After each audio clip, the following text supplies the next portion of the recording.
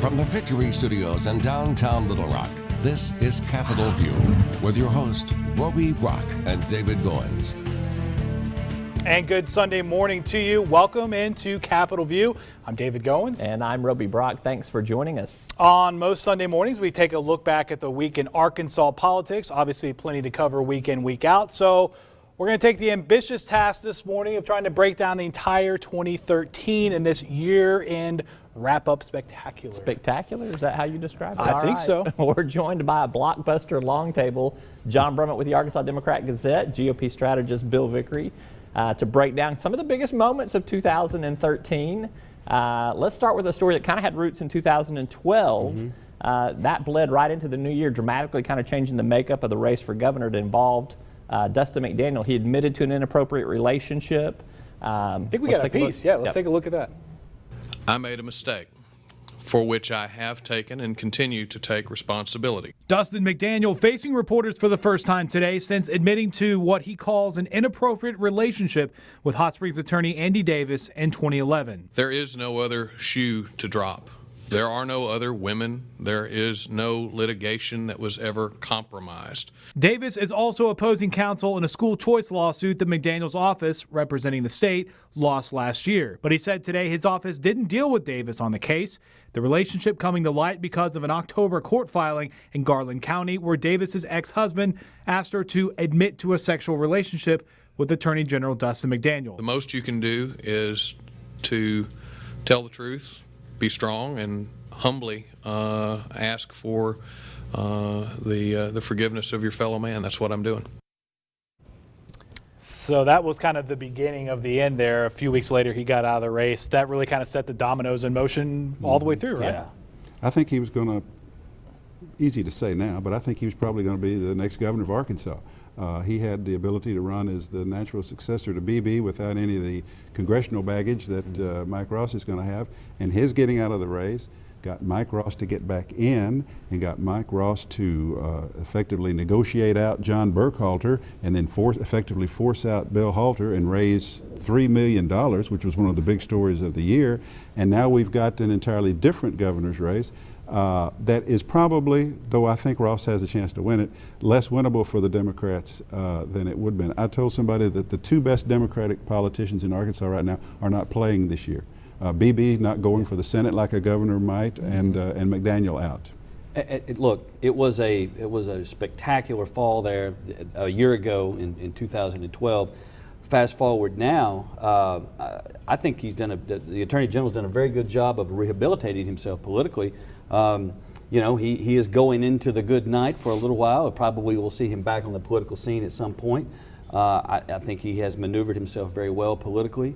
And I'm with John. To me, he was the nightmare candidate for Republicans because he had no tie to the federal issue of Obamacare. He'd never cast a vote on it, and he would be able to maneuver around that. He was an effective campaigner, and that was a big issue. And he had raised money at a pretty decent clip, not like Mike Ross. Well, a numbers, lot but of he Mike already had Ross's, $1 million in the bank. a lot of Mike Ross's first million was to just go get that million that McDaniel had raised. Then Ross did a good job of raising more.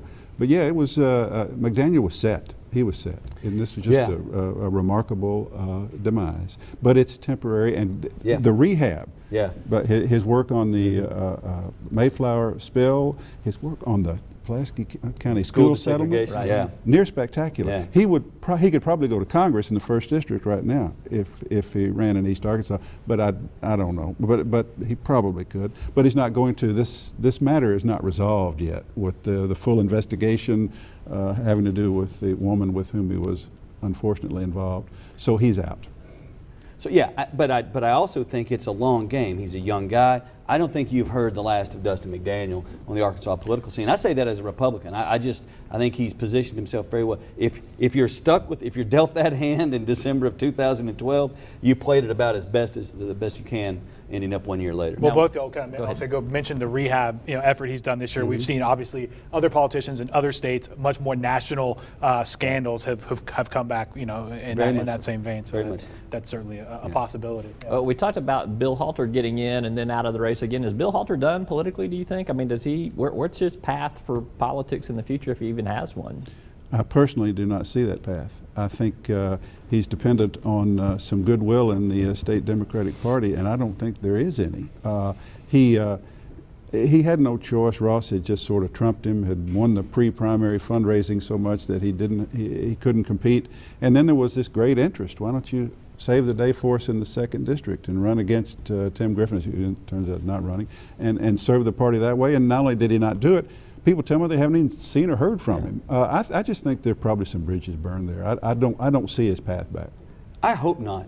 As a Republican, I love to see Bill Halter irritating Democrats. I think he represented a real thorn in the side to a lot of these guys that want to pass themselves off as Republicans, when in reality they just vote the standard old party line with the Democrats and they sell to the public, oh, we're conservative.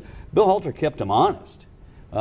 Say what you will about him, and maybe he was abrasive and all those things, but he was fairly honest about his political beliefs, and he was straightforward about them. And we've seen, as a Republican, I've just seen too many Democrats claim to be conservative and then get into office, vote for Nancy Pelosi for Speaker, vote for Obamacare, vote straight down the Democratic ticket. So I like the truth machine that was Bill Halter in the Democratic primaries. You guys ready to move in kind of to the spring and middle part of the year after the break? Sure. Yes. All right. Sounds good. All right, coming up after a quick break. Arkansas becomes the site of an environmental disaster, as we've mentioned, with the Exxon pipeline rupture. We'll discuss the immediate and long-term effects of the spill with our panel. I'm Roby Brock alongside David Goins. You're watching Capitol View on Sunday morning on KARK.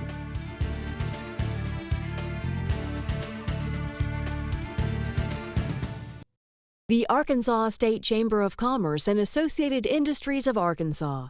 The State Chamber AIA is the leading voice for business at the state capitol and serves as the primary business advocate on all issues affecting Arkansas employers. Our mission is to promote a pro-business, free enterprise agenda and prevent anti-business legislation, regulations, and rules. Now more than ever, business matters. Learn more at arkansasstatechamber.com. You're watching Capitol View, Sunday morning talk focused on the political scene in Arkansas. And this Sunday morning, we're focusing on the political scene for the entire year of 2013. Welcome back into our year-end wrap-up show. I'm Roby Brock alongside David Goins. We've got Bill Vickery and John Brummett joining us.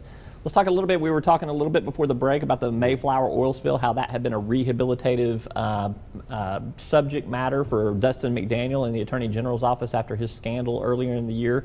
For Tim Griffin, what did that mean? Tim Griffin got out of the race for Congress late in the year, but he also, too, had a lot of ties to this Mayflower oil spill. How did he handle that situation politically from y'all's point of view?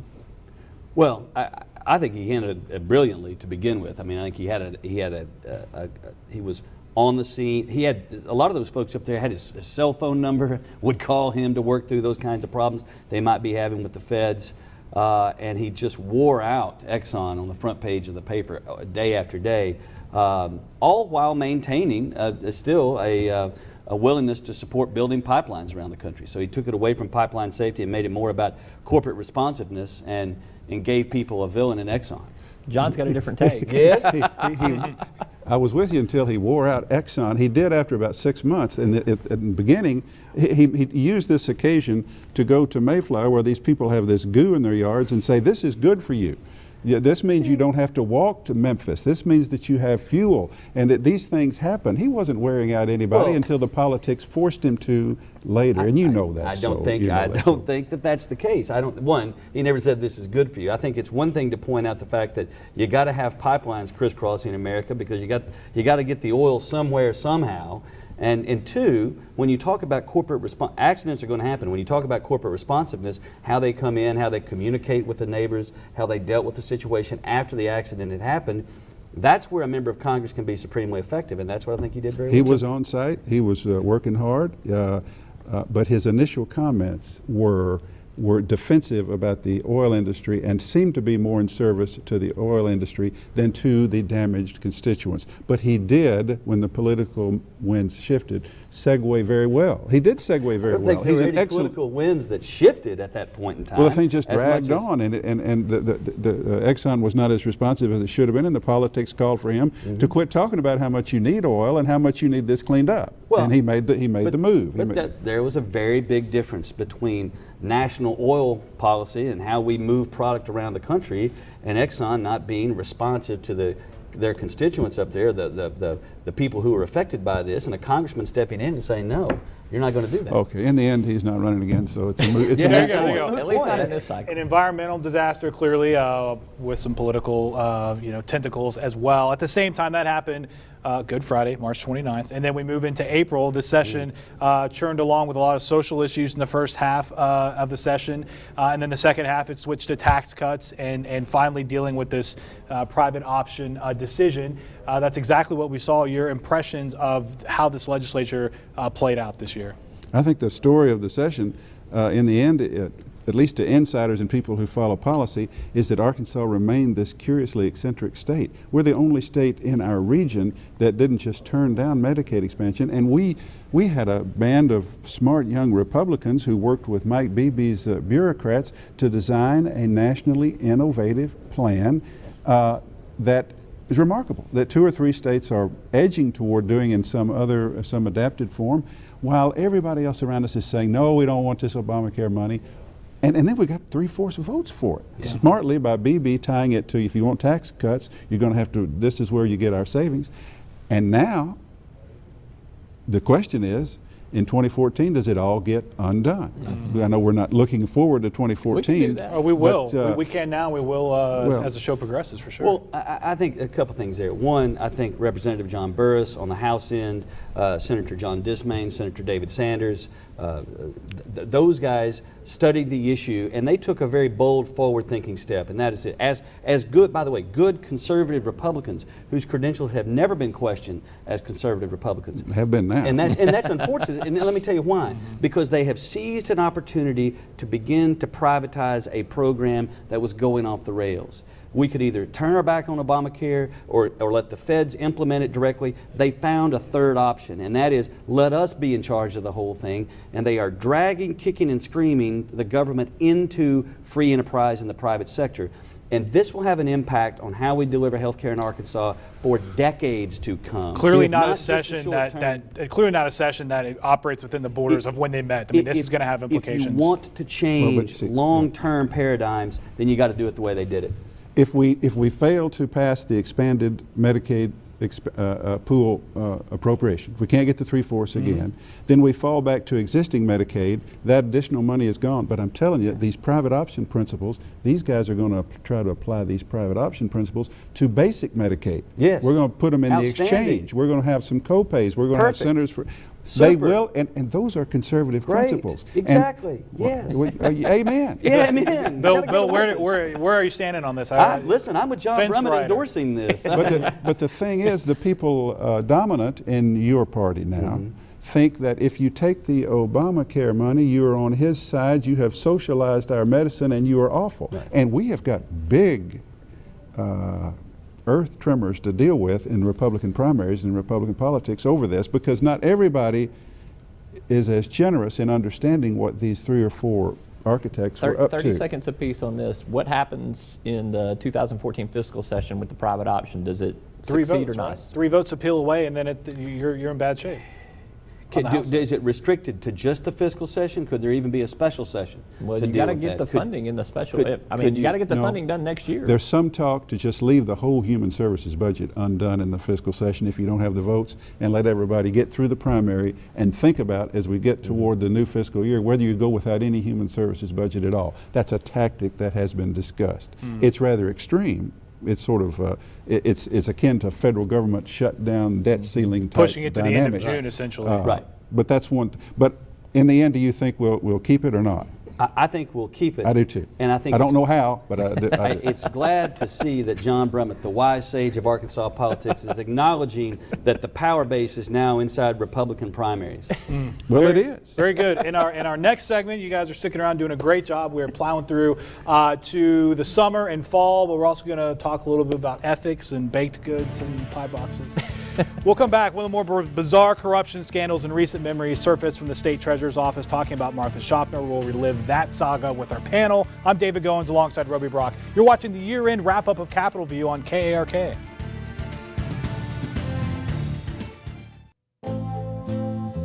Farm Bureau helps protect its members in more ways than you might think.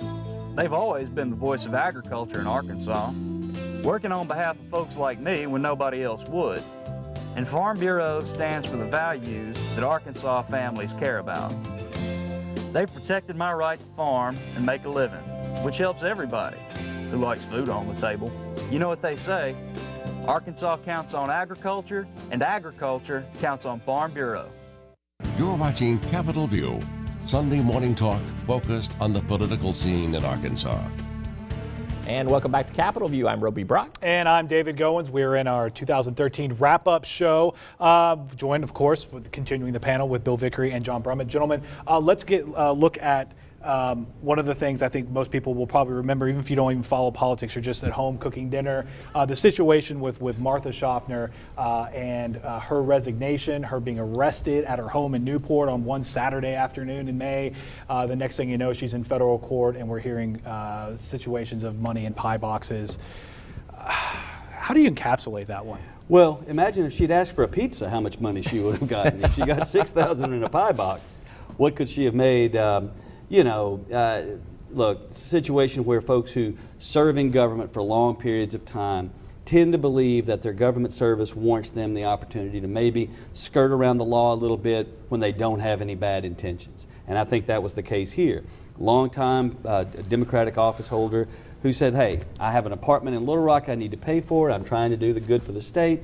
Why don't you help me pay for it? And you'll get nothing in return. That's the story. The reality is this is what happens when you have people. You had a one-party state for a long period of time, and you had people who serve in government for a long period of time. The rules start to kind of fall away. We have several statewide constitutional offices that should not be elected offices. I agree with that too. Treasurer, auditor, let Richard Weiss and DFNA do that business. We don't need land commissioner.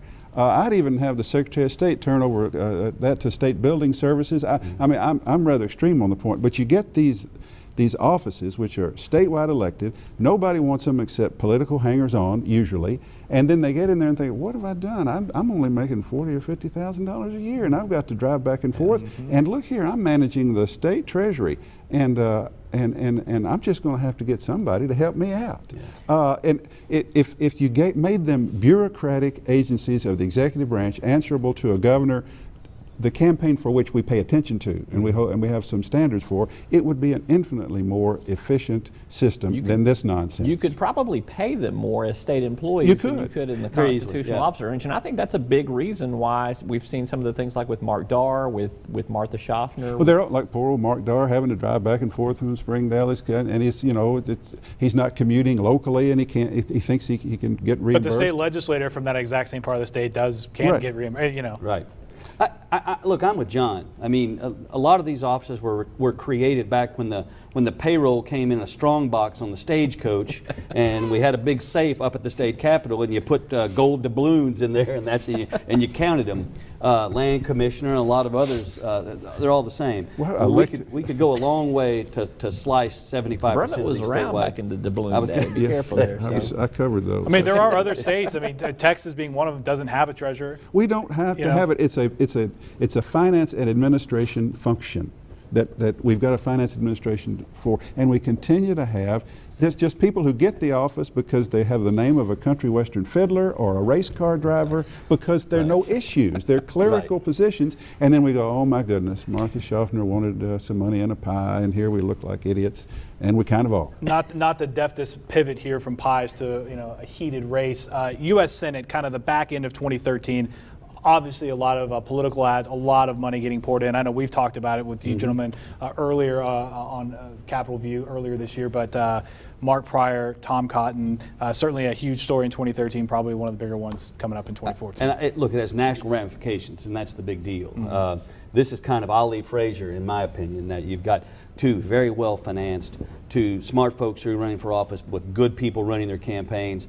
I just think this is already a Donnybrook of a race that's playing out. We've already seen candidates go to the Bible and to their mom to explain things on television. We are a battleground state.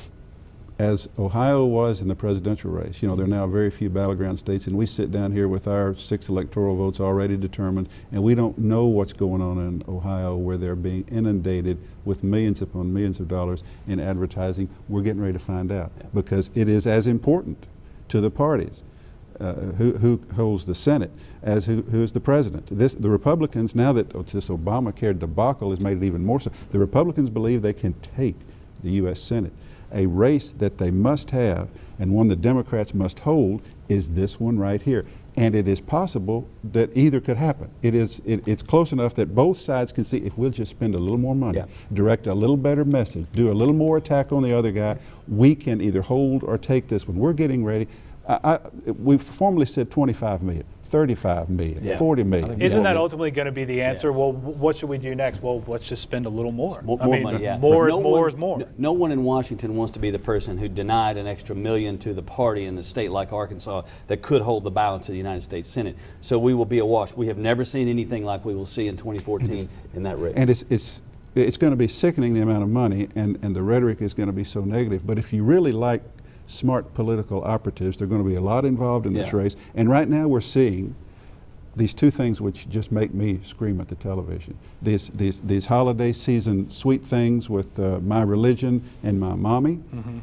But that's good politics. It's great politics. It's biographical. It's safe politics. It's biographical introduction or reintroduction in Pryor's case. Here in the holiday season, when everybody wants to feel good, you're going to see these kinds of smart tactics all the way through. If you can stand it. Well, if there's an opportunity not to offend the viewing public, they should probably take advantage. Well, and look, I think you've got other politicians around the country wishing that Tom Cotton's mother was their mother, because that's a commanding ad. And to John's point, to show you the sophistication level there, they both went positive with definition ads, upbeat ads, good, solid, good person ads at the same time during the Christmas season. Right. So the integration of all those things. The missing cross was the only thing that was missing in the ad. Huckabees, right? Yeah, exactly. And neither has pulled it down. I guess and I wonder if one kind of would like to, but the other isn't. You got to stay through bowl week. Well, I was going to say, you got to get through the New Year's, and I think January. Yeah, and they're both trying to indemnify themselves from the onslaught of negative ads that are going to start for sure. And by the way, Tom Cotton's mother, Avis, a retired school teacher and principal and a sweet woman, is a far better candidate than her son. Don't you agree? I don't agree. Oh, okay. I love her to death, but I don't agree. John Brummett, Bill Vickery, stay right there. We'll be wrapping up the year-end 2013 show. I'm David Goins alongside Roby Brock. You are watching the 2013 Capitol View Year in Reviews on this Sunday morning on KARK. One of the real advantages of electric cooperatives membership is having a voice in our state's energy future.